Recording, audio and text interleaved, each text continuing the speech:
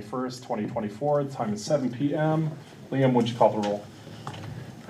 Member Wyrick? Here. Member Owens? Here. Member Cleister? Here. Member Stroya? Here. Member Warren? Member Matheny? Here. Member Orr? Here. 6 present. All right, motion to excuse Member Warren. Second. All in favor? Aye. Opposed? Motion carries. Okay, starting off with community and economic development. Ben, I believe you're leading this discussion about the enforcement policies for property maintenance. So code enforcement, I know, is all of our favorite subject. It is one of the things the city does that is most likely to result in complaints. That's how I'll describe it. So as we look to bring that function back in-house and using city employees, we want to establish clear enforcement policies because I hope I'm not taking any liberty saying this, that while all of the things in our property code are technically illegal, it has been my experience that council and the mayor don't want all of those things pursued with a very heavy hand. And that some things we are less inclined to go after aggressively than others.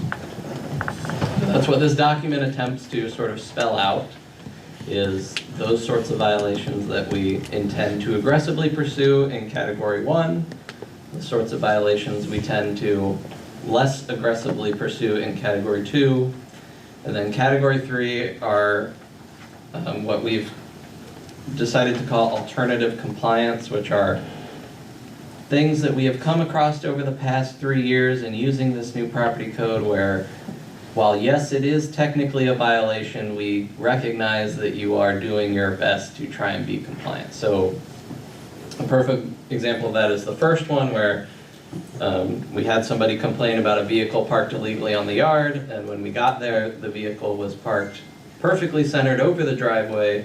It's just that the pickup was maybe 6 inches wider than the actual paved driveway, so one tire was in the grass, and their neighbor chose to call on them about that. So we are going to deem that alternatively compliant. You have done everything in your power to try and be compliant. You just literally can't fully fit on the driveway. So we brought this here for your all consideration tonight to sort of make sure that there's nothing that we've missed that council wishes to treat differently than we've proposed here.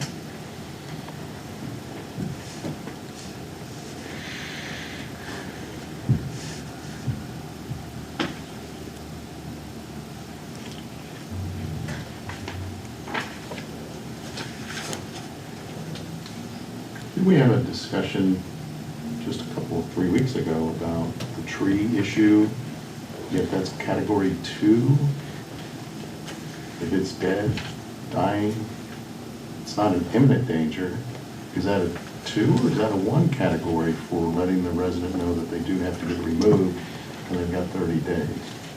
As currently proposed, that would be category 2 unless it's leaning on a power line or Imminent danger, right, like over a like it's sidewalk. already started falling and we see that it's already started falling. That would fall as a 1. That would fall as a Okay. Or, again, maybe if we have a branch hanging over a sidewalk, that's obviously a 1, we're gonna pursue It's that, correct? disconnected already, yeah. Yeah. Other than that, I didn't see anything raised in eyebrow. Just wanted clarification on that. I appreciate you guys doing this because I think this is a much friendlier approach, but it still spells it out very consistently. So that's what we want. That's fantastic, I think. Was Mr. Van Gundy involved in conversations on this since it'll be part of his team? He wrote most of them. Good to hear. That was going to be my question too. Yeah. Like, how's Marty feel about it? If he thinks that this That's all it's written. works, then yeah. Yeah, I trust Marty to, and Marty in person handled things differently than some of the people that worked for Safe Built. And I always appreciated that.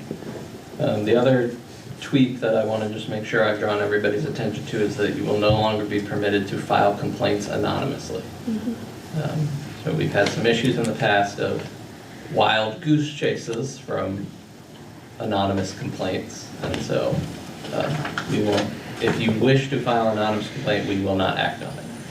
So that's an interesting question, because there have been a number of times where I've gotten calls from people and I pass things on.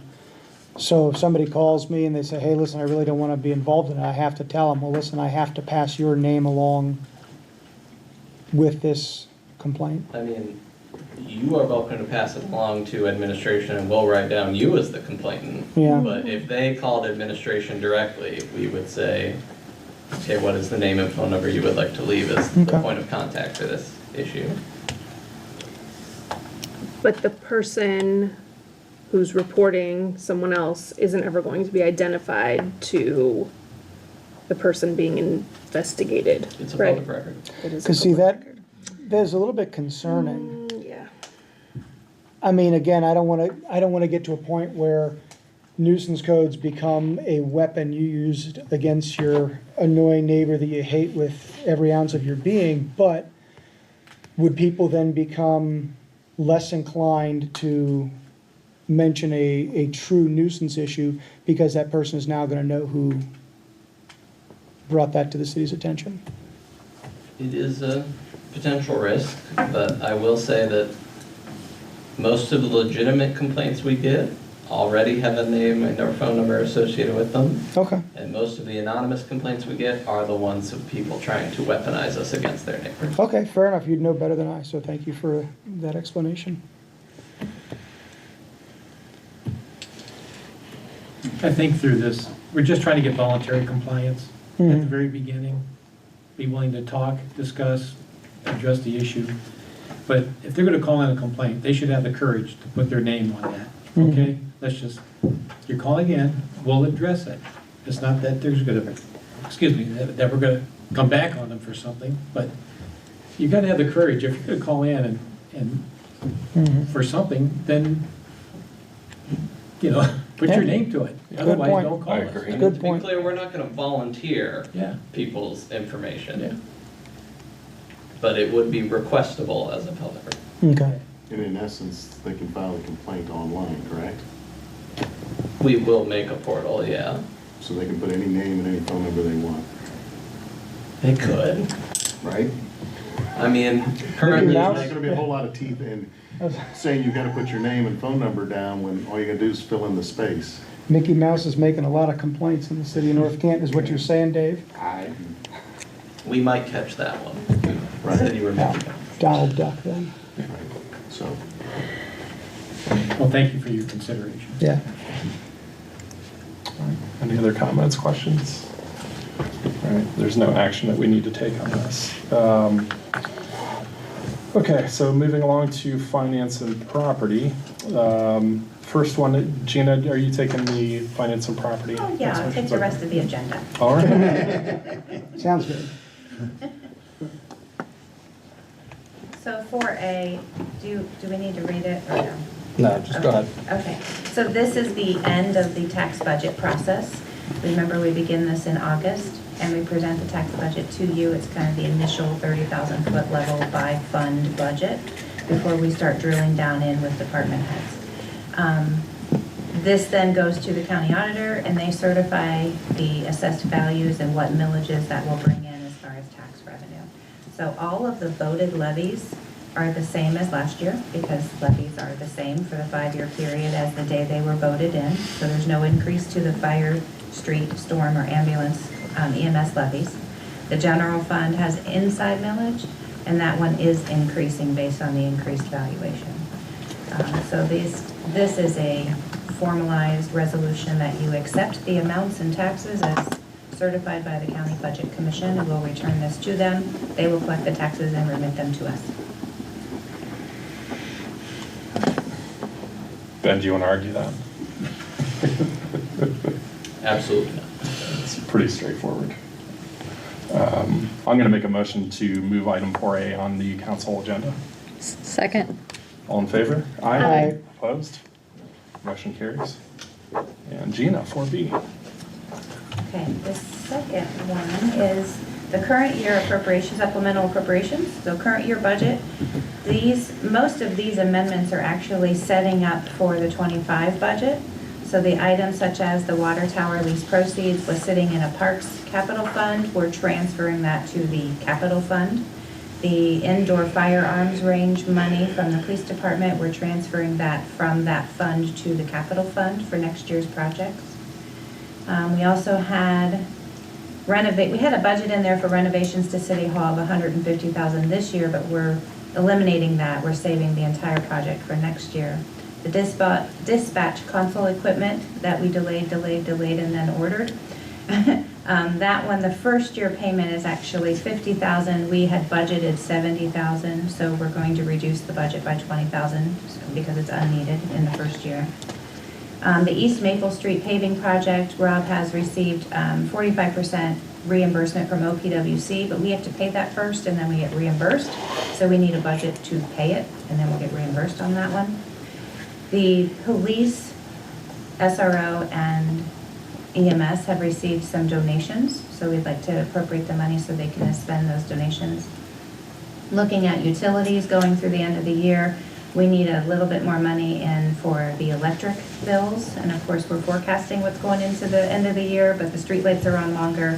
If you have heat and it's not gas, that's going to be longer as well, and so we just want to be ahead of that so we can continue to pay the electric bill through the next couple of months.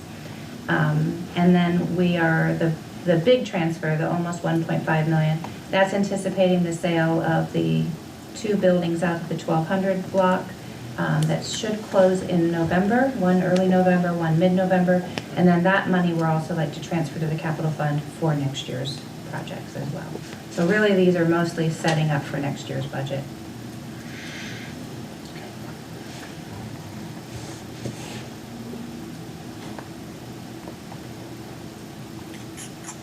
Looks good. Any comments, questions, anyone?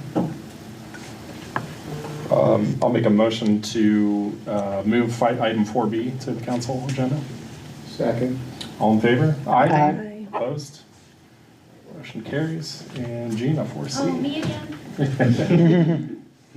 So this will be the establishing the template for final appropriations for the year.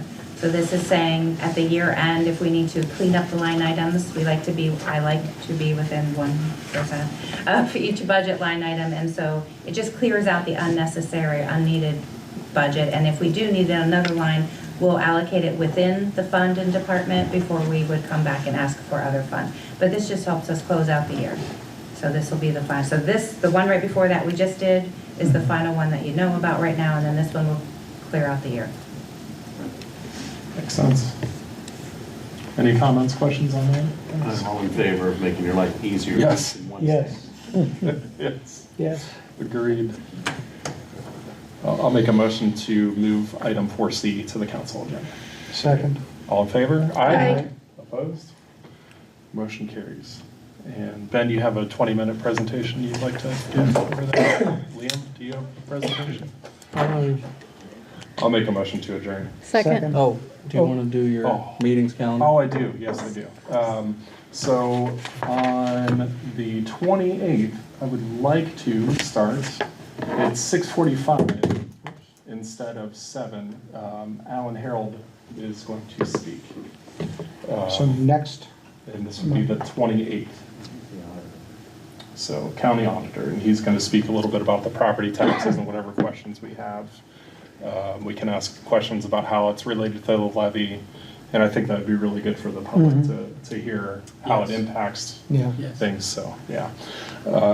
So I will make a motion to make that change. Second. All in favor? Aye. Opposed? So again, next Monday's meeting will be at 6:45. It'll begin then.